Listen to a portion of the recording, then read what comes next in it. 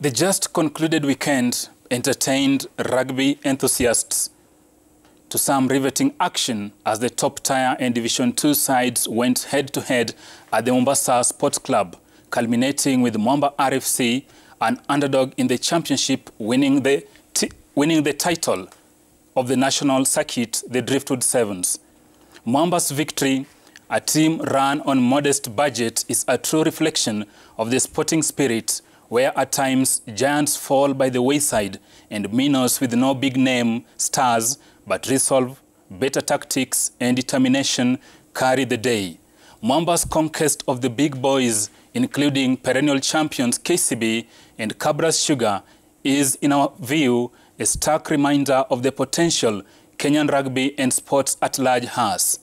If we flip the coin a little bit, just to buttress this point, we all recall with nostalgia how the heroic National Sevens team, Shujaa, won the Singapore Sevens in 2016 under the late coach Benjamin Aimba. May his soul rest in peace. From the talents on parade at the Mombasa Sports Club, we call upon the responsible authorities, the Kenya Rugby Union and the Ministry of Sports to put in place measures to salvage the sport from the downward spiral, more so in the wake of catastrophic performances by Shujaa at Toulouse and London Sevens, where they finished rock bottom at position 13. The show begins now. My name is Isaac Swiller. And now to the question of the day. We ask you, or we want to hear your thoughts on the deteriorating level of rugby in the country. Talk to us by sending your SMSs to 22442. 22442. We'll sample some of them at the tail end of this program.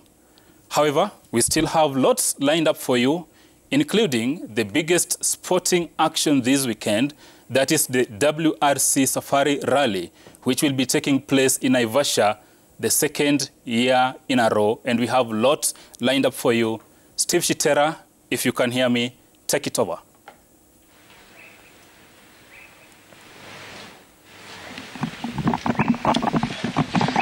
Thank you so much. Thank you much, Swila. And for the second year running, Kenya is going to host the WRC, and for the first time in the history of Kenya, we are going to have an all-women crew that will be participating in the rally, that will be flagged off by President Uhuru Kenyatta on Wednesday at the KICC. And for the first time, I introduce you to the women who will be participating in this year's rally, Pauline Shegu and Lisa. Of course, they are saying that it's an all-men-dominated area, and they want to break that ceiling. And of course, they are joining us today on Sporty Monday to share their experience and probably the outcome that they are expecting. Pauline Shegu, tell us what really motivated you to participate in this championship, and what are your expectations? Thank you so much, Steve. First of all, let me appreciate my employer, Geothermal Development Company, for giving me this opportunity to participate in the WRC.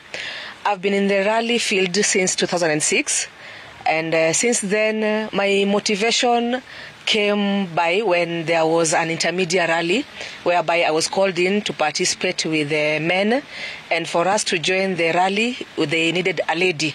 So I got into the team with the media and then did my thing. Thereafter, I joined the Kenya National Rally Championship, which I did in 2011. So it has been my sport ever since. And my motivation is that this motorsport is for all genders. And I'm here for the women. We've been rallying ever since. And the last one we did, the all-women crew, was in March. Late March, the Lioness Rally. I've been doing the 4x4 challenge, the autocrosses, and now we are here for the WRC with my colleague here, Lisa, whom I'm going to navigate this week during the WRC, and we look forward to finish safely and to at least being among not the tops because it's our first time, but just to finish. Rally is about finishing. If we finish safely and we become among the finishers, that is the best part. And we hope to do it, and we will do it because this is a car, and the car, you cannot tell what is ahead of us. And being a navigator for the first time, you know, I'm a rally driver by profession, and I'm going to do the navigation for Lisa. I hope the track is good. I've gone through the pace notes, and today we are going for Reiki, so I believe it's gonna be okay for us, and we're going to pull through. Shegu, the president really challenged women in the last rally, and here you are. Probably, what will be your sentiments and maybe challenges that women are facing? A big challenge is sponsorship. We are faced with a very big challenge, sponsorship, and that's why we call on government to support the women in motorsport. We are here. The president, yes, last year during the WRC, he called on women, come and rally. So we are here, women. We want to at least participate as women, and we are the only all-women crew during this WRC, apart from our very own lioness, Maxine, who is also part of the WRC. So the call for president was good, and the challenge is the sponsorship. We are really calling on sponsors, our partners, stakeholders.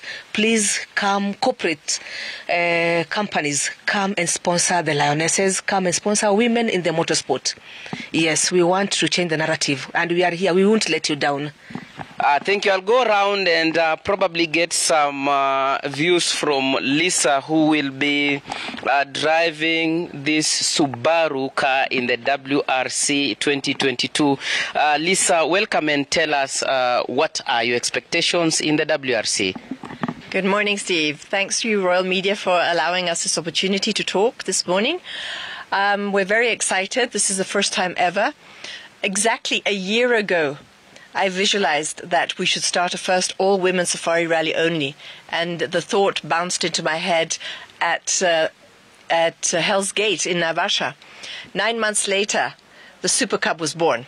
27th of March, all-women safari rally crew at Kasarani Triple S stage broke the bias, made history, not only in Kenya, but in Africa. So we're here, women empowering women, women driving for change. So we're inviting women to come on board and make the differences with us. We plant trees where we go. KFS gave us 1,000 trees to plant, and we do pre and post cleanups. So the only thing we leave behind is our tire tracks. Michelle Mouton says she wants to increase the percentage of women in motorsports. So the Lioness Rally team has already escalated the percentage in the last year. So as Pauline here is saying, the thing that the challenge we face is sponsorship. Look at our car, beautiful Subaru N10. We have no sponsorship. We have entered into this WRC rally. Our entry's in, and we believe that we will get some sponsorship, which we really pray and hope for. That being a surprise that it's an all-women crew, another surprise is Lisa probably talk to the normal Kenyans ambao wanakusikiliza, labda utueleze tu mbona chaguo lako likawa ni Subaru? Hii, unajua sisi napenda sana kuendesha hii Subaru. Ni gari tunamezoea, na unaona vile gari inakaa, hakuna hata stika moja, ni yetu peke yetu. So sisi naomba hapa serikali, government, corporates, private sector, come sponsor us, yani kuweka sticker, and you will get brand visibility. Labda unaona kwamba wakati kama wakina mama ambao mnajitosa uwanjani kuhakikisha kwamba mnaingia katika kinyang'anyiro na wanaume, labda ni matumaini gani ama ni matokeo gani unafikiri wale sponsors watapata kutoka kwenyu? Sababu pia sponsors pia unakuta wanaangalia matokeo. Si ndio? Unajua mambo ya wanawake ni ya kuongea. Sindio? So wakati sponsors wanakuja on board pamoja na sisi, kwanza tunaweka mastika zao juu ya gari yetu. Alafu website, tukuna website thelionessrallyclub.org, tukuna social media, na kila mara tunaongea interview, sindio, tutumention our sponsors. So watapata airtime kubwa sana. Labda mara ya kwanza katika rally, mnatumainia nini katika siku zenyu za usoni? Hapa tunataka tu kuingia na kumaliza hii safari rally, yeah? Make world history, proudly Kenyan. Labda miaka za hapo baadaye kama kina mama katika rally? So mwezi kesho tunaingia Machakos, iko na rally cross pale, tunaingia team mzima, team yetu ni wanawake peke yake. Alafu kila mwezi iko na autocross, iko na 4x4 challenge, tutaingia yote. Labda wito wako kwa akina mama ambao ni wapenzi labda wa motorsport, na labda unakuta wana ule uoga wa kuingia katika challenge kama hii. Unajua kila wanawake wanaanza mahali, si ndio? So iko na wanawake wanasema labda tunataka kuingia just kusupport kule nyuma because administration work iko na nyingi sana, lakini zingine tunasema ingia navigator, kutoka navigator wanaingia hapa kuendesha gari. Yeah, hata sasa tuko na lioness moja tuna train ye kuingia kuwa kama the young junior champion mwaka kesho. Probably maybe how big is your club, the Lioness Club? Tuko kama 55 60 kwa sasa, so tuna invite kila wanawake ingia join Lioness Rally Club, iko na kila kitu kwa juu ya website yetu. Alafu kwa pamoja na sisi, let's grow. You've heard it, Swila, it goes down at Naivasha on Thursday, and the rallying call from these ladies is sponsors should come out and support the women in the motorsport. Definitely we'll be looking up for that support, and the corporates who've been supporting the motorsports, here are the ladies calling out on you, join in, and they say they will not disappoint you, Swila. Tara, thanks very much. Before we let you go, maybe you can ask Lisa, and there's a lot of interest coming in. Can she shed a little bit more her good grasp of the Kiswahili language?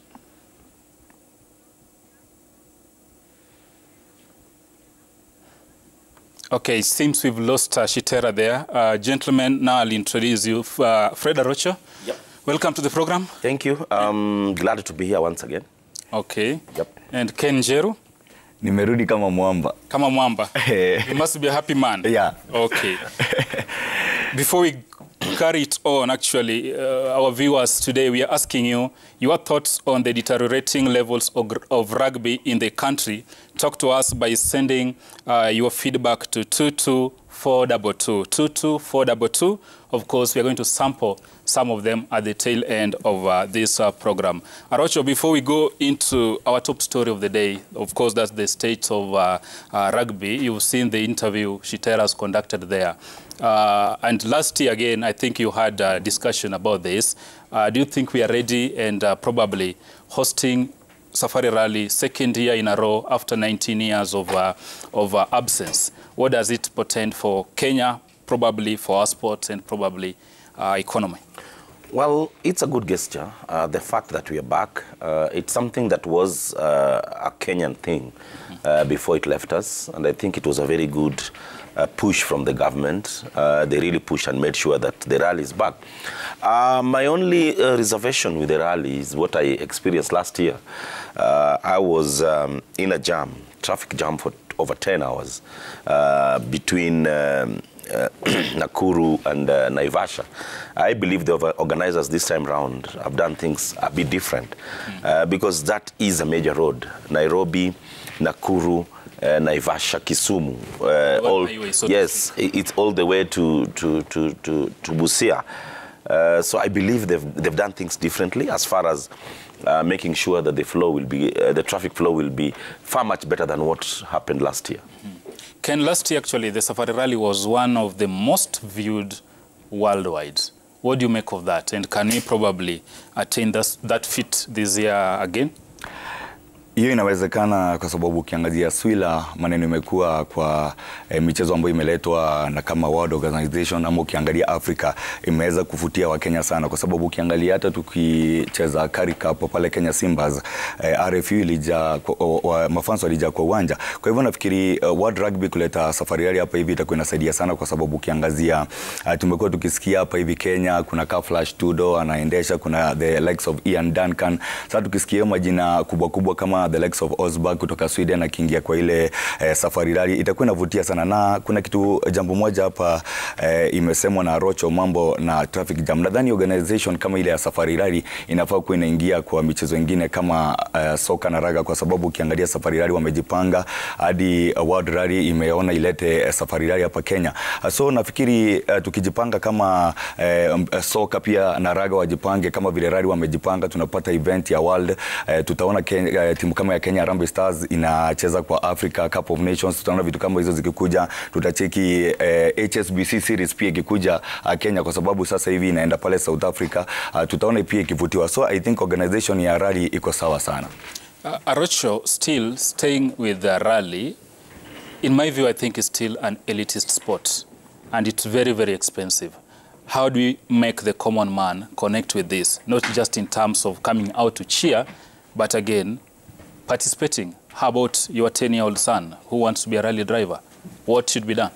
Yes, I think the game is still an illicit game. The game that you realize that is being followed. The following so far is just the who and who.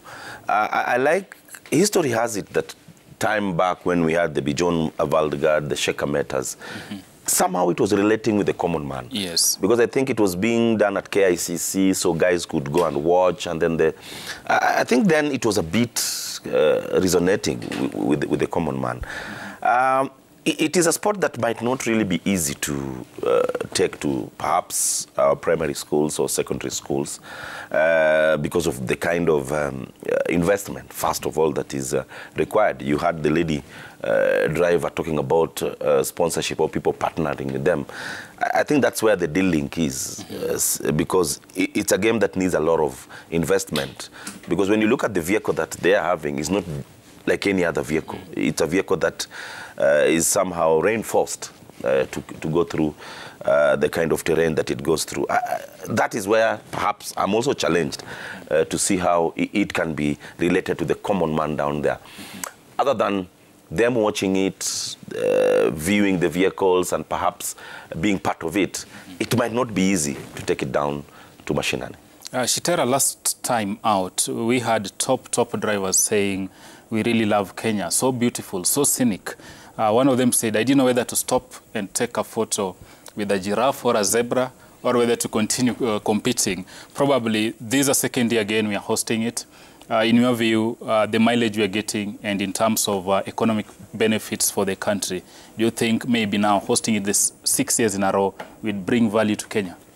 It brings a lot of value because apart from the championship itself, we are reaping in terms of tourism because even the driver, you heard him say that I love the scene, I love the environment, the terrain, and of course it's part of marketing Kenya to the international world. So I believe the Kenya Tourist Board and the Ministry of Tourism as a whole should tap into this and run away with that gold we are calling the World Championship Rally. And for Kenya to be chosen to host it for the second year running, I believe it's an honor that we really need to take an advantage of and reap from that platform in terms of tourism and foreign exchange. Tourism and foreign exchange, Shitera believes. But now let's flip it a little bit and come back home. And to our top story of the day, we are looking at the state of rugby in the country. And this comes just today, Arocho, after the Driftwood Sevens concluded in Mombasa. And of course, I'm very happy because there's a new winner. And least of all because KCB didn't win it. But before we get deep into it, let's take a look at how action went down in Mombasa.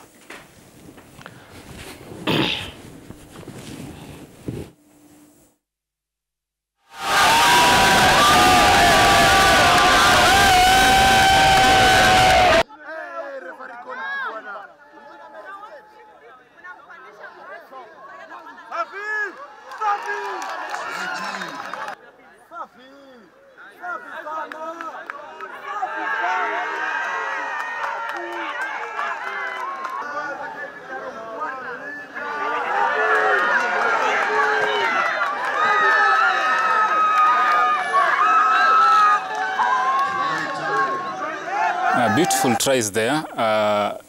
Ken, before Rocha comes in, you follow rugby a lot, and you're among the people who felt Mwamba could actually not reach the semis, but they went all the way and bagged the crown. Looking at how they performed at Sporty Sevens and, of course, Kabeberi, which you covered, what in your view maybe changed that made KCB Mwamba tick all the way?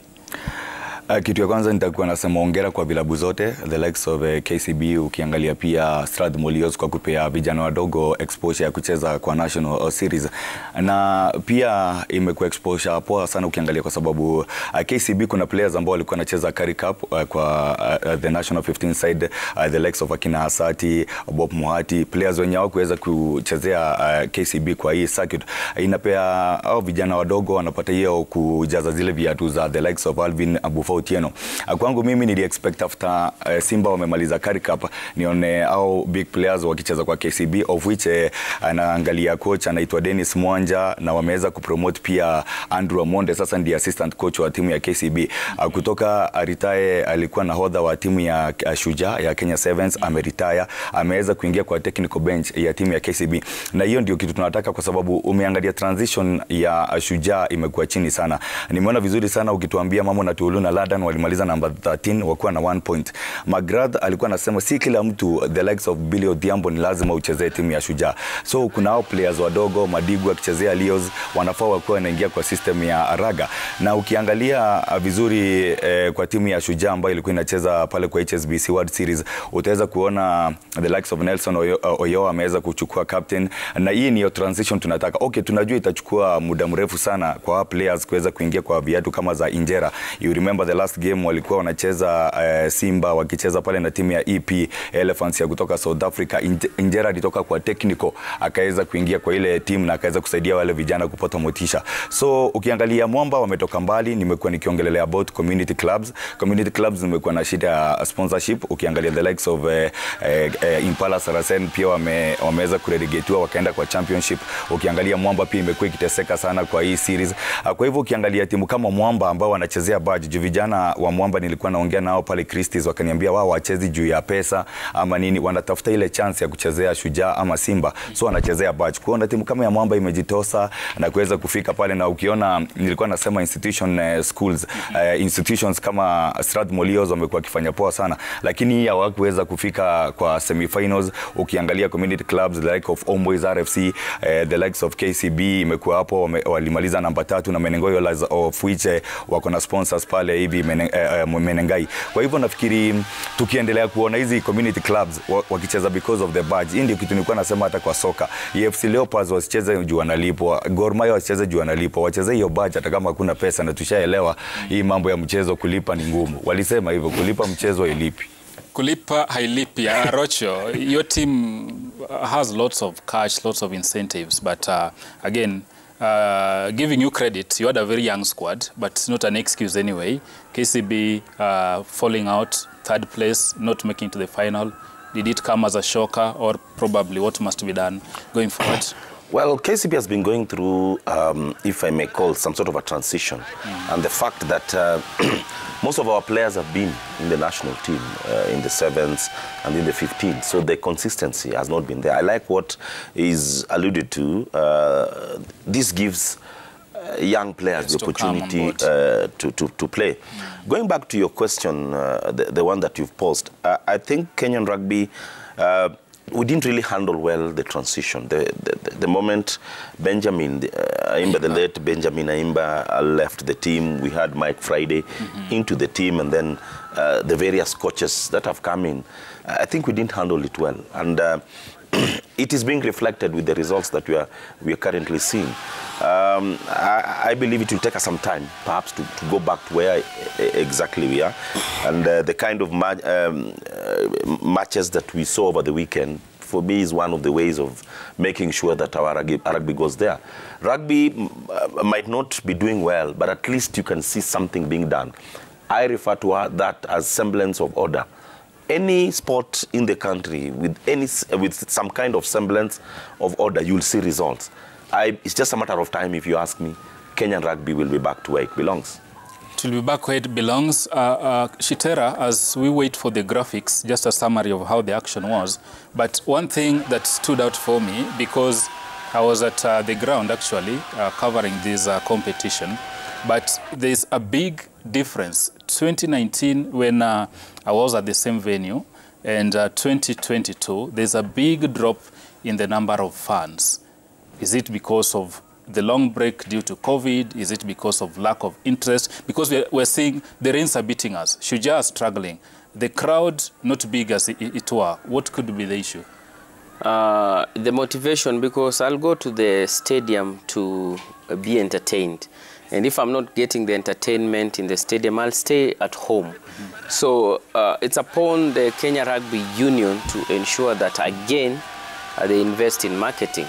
Ministry of Sports invest in infrastructure, because I will also need to sit in a comfortable environment. Look at the stadium that is presented in Mombasa. I think I'll be subjected to standing most of the time to be entertained.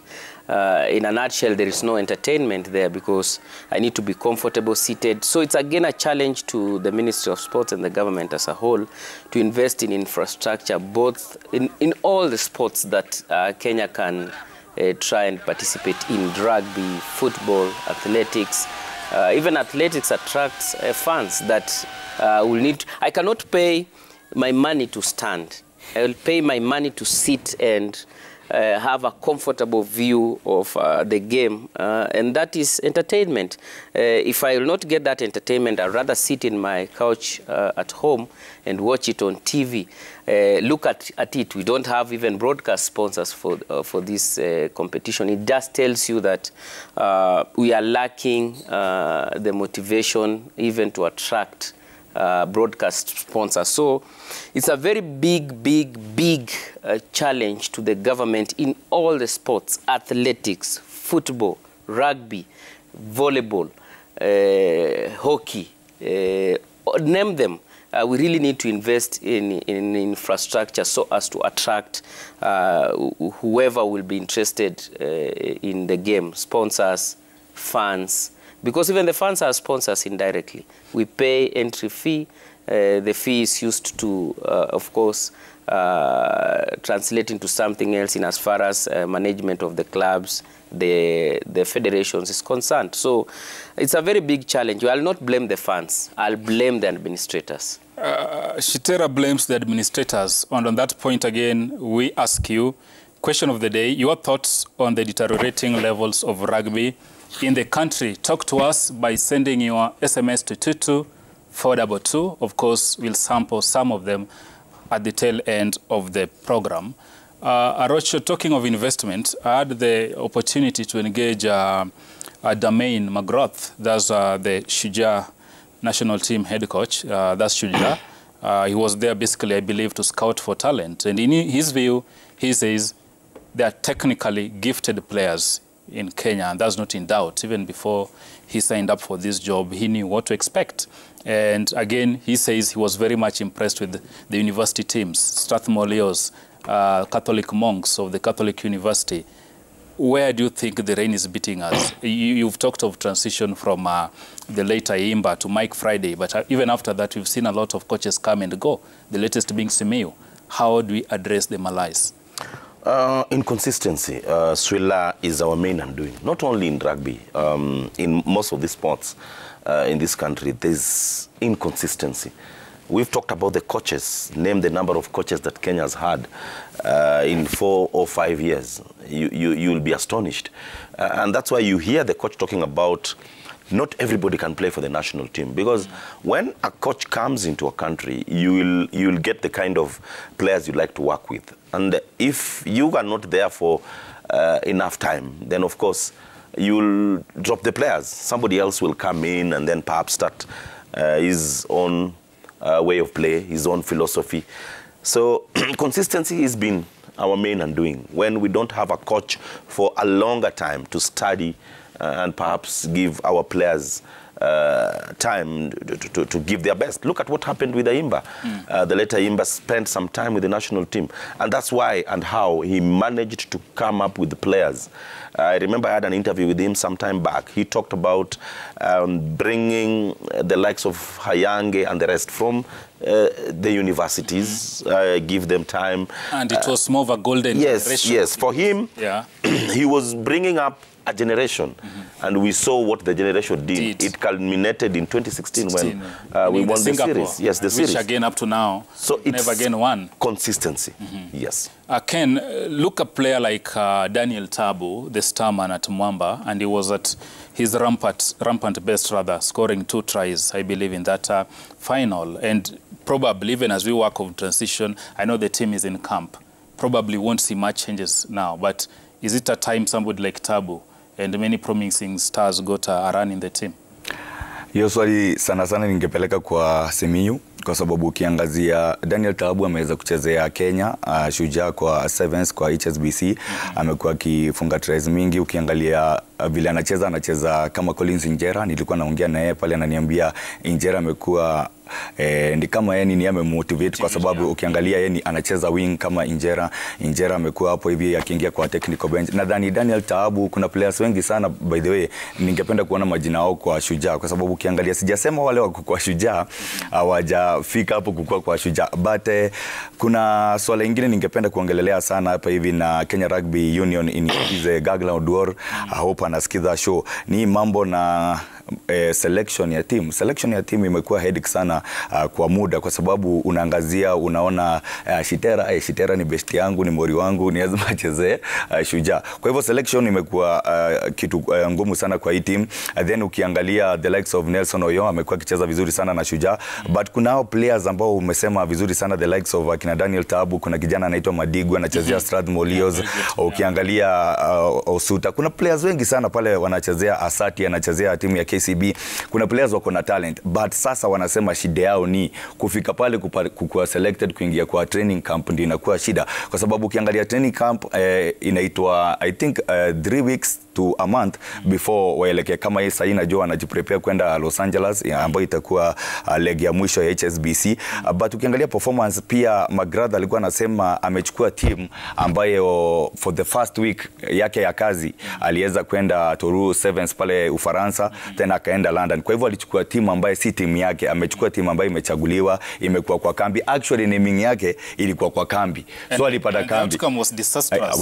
Walitoka na 1 point, finishing at position 13 both legs. Na ukiangalia the last time tulifika final, I think ni yeye umesema 2016, kwa sababu hatujakuwa hata tukifika main cup. Yani final ya Shujaa imekuwa ni quarter finals, ndio imekuwa final yao. Yani ukiangalia coach akiingia kwa tournament, instead aseme anaenda kushinda London Sevens, yeye anasema target yake ni kufika quarter finals. I think kuna mambo mingi nafanywa pale kwa raga sana sana kuanzisha hiyo transition. Amfrey Yange pia alikuwa ananiambia congratulations, aliweza kuwekwa kwa ile committee ya WADA. Alikuwa ananiambia transition itakuwa hard sana, kwa sababu ni players wengi hiyo generation mmesema ya the likes of Ayange, Injera na Amonde walitoka the same time. Kwa hivyo kupata players wengine wa kuingia pale ikakuwa ngumu. So I think Kenya Rugby Union pia na technical bench ya Shujaa wanafaa kama pamoja, hata kama ni yule player kama Injera ambaye alitoka kwa technical bench kwa timu ya Kenya Rugby 15s akaingia kwa uwanja kucheza. Kama hiyo inahitajika, aingia hata kwa Sevens arudi kwa game.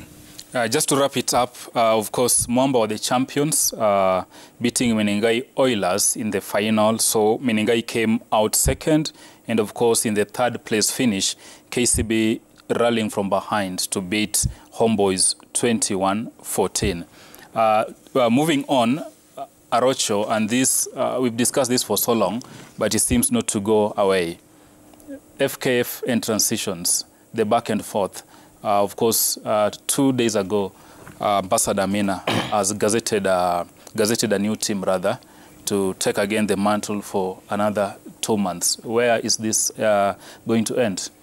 I said it on this show, and I think this is a show that normally gives news before news happens. I said that the current stalemate at Kenyan football will be resolved with a new dispensation. What I mean is the new government. I think what the minister did was to push the term of the interim committee into the next political dispensation. I talked about Raila Amolo Odinga. I talked about William Samoei Ruto. And I think Wajakoya is also one of the guys who might be the next president of this country. I think these are the guys who are going. These are the guys who are going to solve this problem. Not the current leadership. Yes, time is up. I think in 2 months' time, we'll have moved into the new government, if all goes well, because in 2 months, August will be done. Then if in any case there's a petition, then perhaps after 3 weeks, somebody will have been sworn in. The stalemate at Kenyan football at the moment will be solved by the new government that is coming in most probably in September. So I think Amina is just saying that I have done my bit, time is up. Even if she will be reappointed as the new minister, then perhaps is when she'll be engaged with the football fraternity to try and solve the impulse. Shitera, I know you're so passionate about this, but look at the Gazeta notice, which we'll have up shortly. But you realize most of the characters, mostly in the secretariat, remains unchanged. But we have Maurice Oyugi, retired general, picked as chairman, of course deputized by Mwangi Muthe, formerly of Kenya Rugby Union. And of course, some interesting characters, ex-international, some new members. Do you think now, with 2 months and the kind of problem we are facing, or they're dealing with, will they be able to crack the whip, find a solution? Because FIFA have been adamant. Arocha has been talking of having a normalization committee. Is it feasible? These are different forests, same monkeys. And I would say it's very unfortunate because we started well. We were to correct an anomaly, and unfortunately we are unable to do so. Zimbabwe is doing well. I read some news and they are engaging FIFA. We have failed to engage FIFA, and we have decided to, we have resorted to ile inaitwa mchezo wa paka na panya, hiding from FIFA's face. And I believe this is not good for our football. Many talents are suffering out there. Many people who depend on football are really going home without anything. Look at the Kenya Premier League, poorly managed, I would say, because the walkovers that we have experienced this season, I think, will go down. But how do you blame the transition committee on walkovers? Football is managed. You see, in your family, when your kid goes without food, he or she will ask you because you are the head of the family. Don't expect the kid to ask the mother. She will definitely turn to you. Even if she asked the mother will say... But she told the kids we have here are grown-ups. No, they are grown-ups. But let me tell you, yes. You have just mentioned that this will be sorted in the next government and mentioned names. These are politicians. And football, we are saying, it should not be tied to politics. No. But now, this is a team that was appointed to guide the Kenyan football. The Premier League is football, or is it rugby? So we have lost direction, and we are staring at the greatest desperation ever in football's history. Because I had a lot of hopes in the caretaker committee, but they are just buying time and trying to see if FIFA will drop another statement. But unfortunately, FIFA communicated and said, you know what we are looking for. You are in a position to do it, but they have failed to do it. Do you know what FIFA meant by that? What FIFA meant is, first of all, FIFA would like to the outgoing office to be reinstated. That's when they'll start talking to you. And that's the bottom line. But when you blame the transition committee on... I'll blame them. For example, when Talanta did not play their match against, let's say, K-Sharks did not play against Homeboys. How that did not show up. Yes. How do you blame the committee? Do you know what these people know? They know very well that the transition committee doesn't have the authority to reprimand them. So that's why they don't go for matches. So I don't see how you blame them, because the caretaker committee doesn't have the mandate to even punish, do fines. You remember when Gor Mahia did not play FC Leopards? The federation gave fines, which I don't know if were paid or not. So this characters, if I may use that word, the teams that gave walkovers knew very well that the transition committee did not have the teeth to bite. So you understand. So you cannot wake up and start blaming that committee for a team that not travel to Kakamega. So why are we having it in the first place? Nitaunga Chitera kidogo dakika moja kwa sababu ina minute kwa sababu ukiangalia pia ile award ilipeanwa kwa wenye walishinda Tusker, ukiangalia ile pesa waliweza kupewa ya Kenya Premier League 2 million from 6 million ama ni 5 million. Hiyo unaelezeaje? 2 million from 5 million I think wale walishinda the last time 4 million to 2 million. Yes. 2 million. Yes. Why is this happening? Hata mimi nashindwa nikisikia ukisema mambo na hii committee kuna mambo tunaona kwa sababu right now tuseme mechi hajachezwa. Sasa hivi tuseme for example wewe ndio mdosi wangu. Sijakuja kazi leo. Nafaa niende nieleze nani? Nafaa kueleza my colleague mwenye tuko stage moja naye ama nafaa kwenda kuuliza Swila? Ni mischief. But you see, I will also challenge you. I'll also challenge you that transition committee is not to blame. Who is releasing the fixtures? They're the one, but who is managing the in the interest of time, who is managing the football? Take this next week. Yes. So the buck stops at their door, Arocho. Chitera, in just a minute each, we are to look at the transfers, but time is not on our side.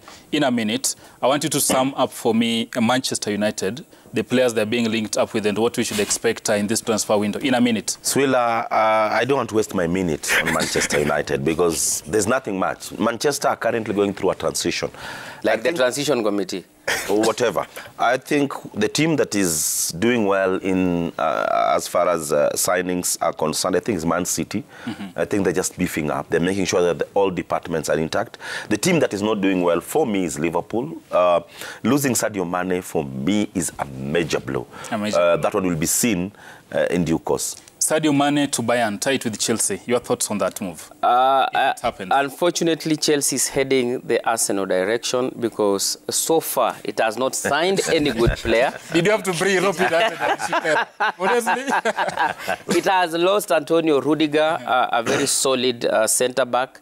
No replacement yet, so we are preparing ourselves towards that direction. Unfortunately, I'm preparing Chelsea fans. Let's join hands with Arsenal and celebrate the game. But there's a new owner in town. The new owner is not showing any optimism in as far as football is concerned. Sadio to Bayern, is it? Sadio to Bayern, I think Bayern after losing out on the Champions League, I think for the last 2 seasons, they are really also rebuilding towards recapturing what has been their mainstay, and I believe they are in the right direction, unlike Chelsea, Arsenal, and Manchester United. Ken, the director is on my case. In a second, Arsenal's transfer. Ngetia kusaini ile contract hadi I think 2023. Ngetia I think si striker wa kuweza kusaidia timu kushinda vikombe kwa sababu ukiangalia striker mwenye unafaa kununua ukicheza kwa English Premier League. Nadhani ni striker mwenye anaweza kufunga 10 goals and above. Ngetia kwangu mimi sioni akifunga more than 10 goals kwa season. Kwa hivyo nadhani kulose Lacazette na Aubameyang alafu naleta Ngetia kukua number 9. Arsenal maombi.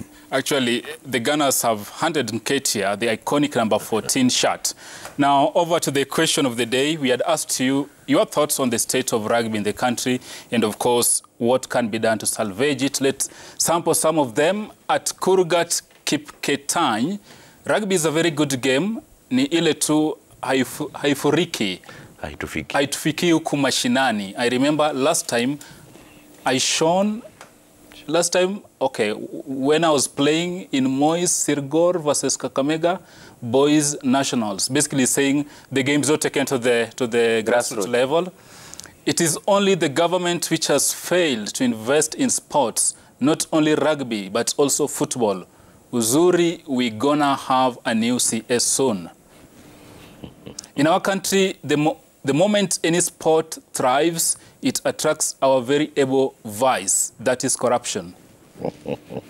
Deteriorating levels of rugby brought by much concentration in politics by all of us as Kenyans. That is Moses Oichoe. And finally, Elvis Lucas, rugby imejingiza kwa mambo ya politics. So performance yao imefanya kuwa on poor performance. A last one there, Abdi, lack of leadership, lack of support, and cartels. You sum it up. Those are your thoughts, of course. Thanks for keeping us company. The show has to end, but of course, always keep it locked. Citizen TV, every Monday, same hour, same time. Good panelists here, the leading TV network, of course, in Kenya, East Africa, and Central. From us, bye-bye. My name is Isaac Swila.